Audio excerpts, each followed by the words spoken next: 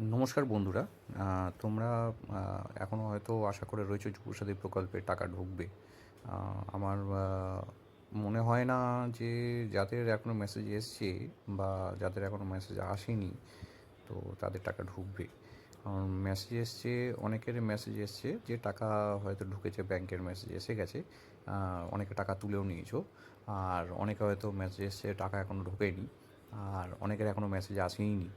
তো যাদের মেসেজ আসেনি তারা হয়তো এখনও পর্যন্ত আশা করে রয়েছে যে টাকাটা ঢুকবে, কিন্তু মনে হয় না টাকাটা ঢুকবে। যেটা সূত্রে খবর আজকের, যেটা পাওয়া গেছে খবরটা, সকালে 10টায় বেরিয়েছে, সেই খবরটা অনুযায়ী বোঝা যাচ্ছে যে যারা টাকা পেয়ে গেছো তাদের তো ভাগ্য খুবই ভালো, কিন্তু যারা এখনও টাকা পাওনি তারা এখনও আশা করে বসে থাকছো। কিন্তু তারা, আমার মনে হয় না যে আশা করে আর বসে থাকতে হবে, বসে থেকেও না।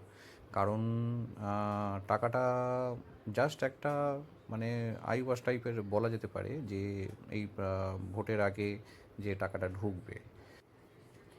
তো যারা এখনও টাকা পাওনি, আমার মনে হয় না তাদের আশা করা দরকার আছে আর।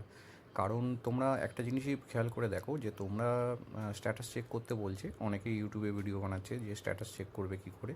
তো তোমরা একবার স্ট্যাটাসটা চেক করে দেখো যে কিছু আসছে কি না।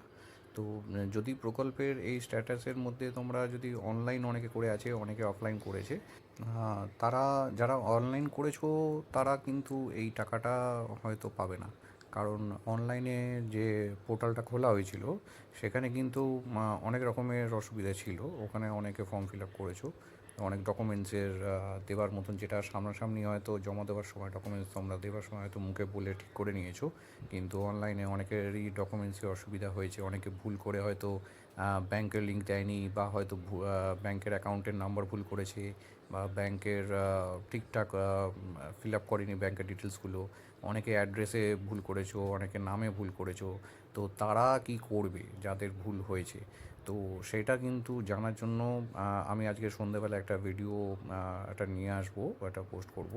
তো তোমরা অবশ্যই সেটা দেখো তারা কি করবে, কারণ আমি হয়তো ওই বিকেলের মধ্যেই পুরো ডিটেলসটা পেয়ে যাব যে কি করতে হবে তাদের জন্য।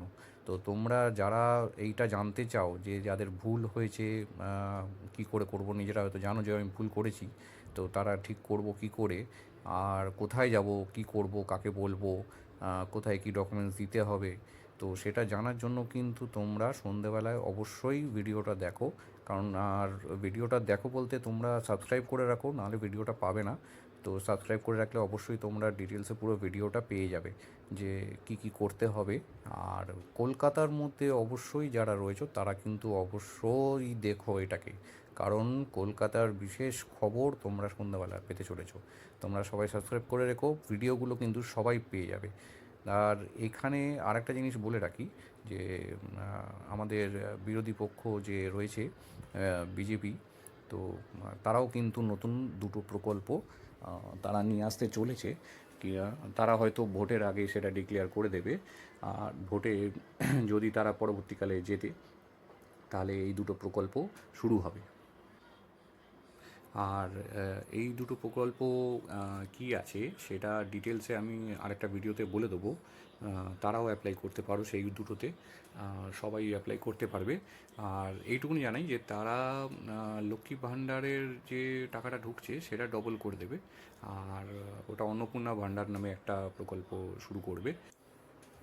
আর যুবসাথী যে প্রকল্পটা এখন শুরু হয়েছে সেটার পরিবর্তে ওরা যুব শক্তি প্রকল্প একটা শুরু করবে। তো সেখানেও টাকার পরিমাণটা ডবল হবে। তো সেটা ডিটেলসে জানার জন্য আমি পরে তোমরা দেখো ভিডিও আমি পোস্ট করব, তোমরা জানতে পারবে। তো সেটা তো পরের কথা, কিন্তু এখন যেইটা হচ্ছে, যুবসাথী প্রকল্প চলছে, তো সেটার ডিটেলস আমি আরও কিছু দেবো। তো যারা, আমি বললাম যেটা, যে যারা সাবস্ক্রাইব করনি করে রাখো, তাহলে ভিডিওটা পেয়ে যাবে, পুরো ডিটেলসই পেয়ে যাবে যে কীভাবে কোথায় কী করবে। নমস্কার।